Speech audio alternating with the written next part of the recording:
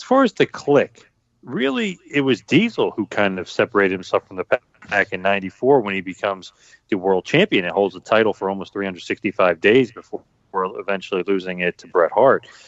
But as far as Diesel, what were your thoughts of him winning the title? Did you think that was kind of good for that time, bad for that time? What was the thoughts on him as world champion in the WWF?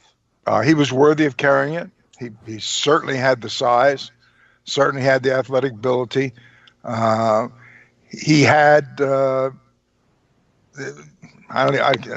say a drawback would be a bad choice of words, but typical to a lot of guys.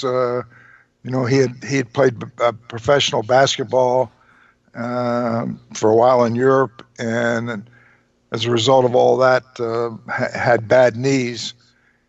And there's guys like Bill Goldberg was another guy who had a pretty good football career, but then suffered some knee injuries. And you could go ahead and make a name for yourself and have a pretty good career in wrestling, even working with knees that weren't 100%. What did you think of him as champion as far as drawing and basically being the figurehead or the lead guy for the WWF in that time period? Diesel did a good job. He, like I say, he understood the business. He was a businessman in terms of me working in the office and having to interact and do business with him. Never had a problem with him. He was all business, and again, he had everything. All the boxes were checked off. He had the size, he had the experience, he had the athleticism, and was one of the outstanding legends and stars in our profession. Now, creatively, when that kind of comes up and says, okay, who we putting the title on next, who is going to become the next world champion, what's the thought process on him, like from Vince? Vince just says, like, okay, I love this guy's size, I love his look, let's put the title on him.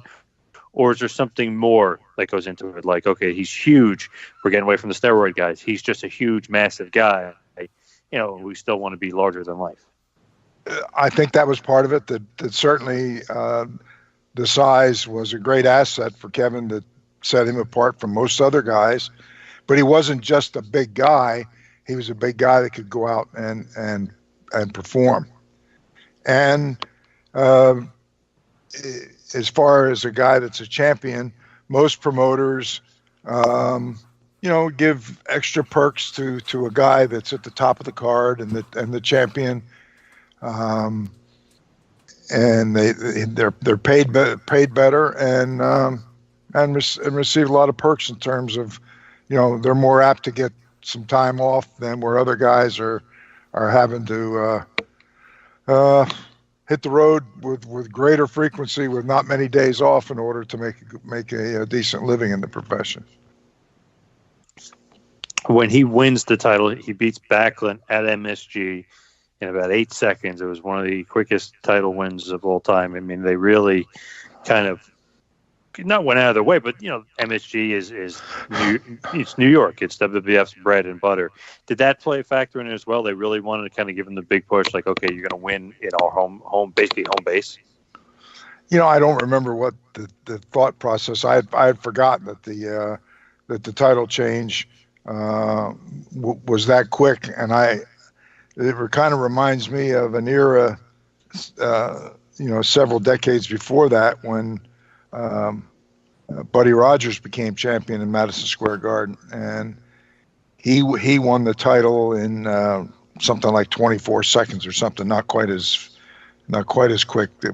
And in that case, I remember that the promotion at the time, I think, felt that if he won the title that quick, that a lot of the people would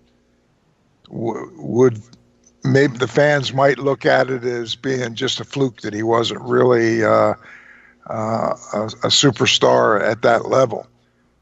And there are some promoters that would say, okay, he's going to be the champion, but he's going to do it real quick, and almost with I don't know how to say this the right way, but if it was a guy that sometimes was, a little bit of a struggle to do business with him, there are promoters that say, okay, well, you're going to go out and win the title in like 30 seconds, and there's that risk that the people will not believe it because it was so quick.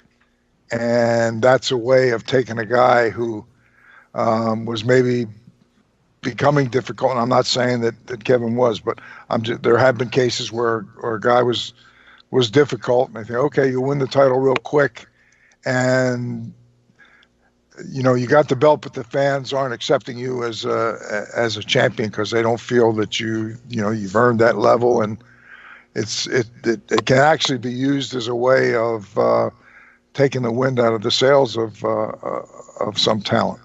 Thank you for watching the Hannibal TV. Please like this video if you enjoyed it, and click the subscribe button to not miss any of our latest shoot interviews,